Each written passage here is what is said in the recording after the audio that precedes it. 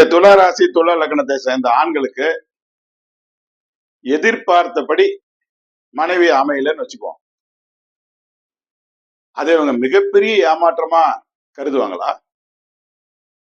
ஆமா, இந்த துலா ராசி துலா லக்னத்தை சேர்ந்த ஆண்களுக்கு எதிர்பார்த்தபடி மனைவி அமையலன்னா வாழ்க்கையில மிகப்பெரிய ஏமாற்றம், இதுதான் வாழ்க்கையே போயிடுச்சு அப்படின்னு நினைப்பாங்க.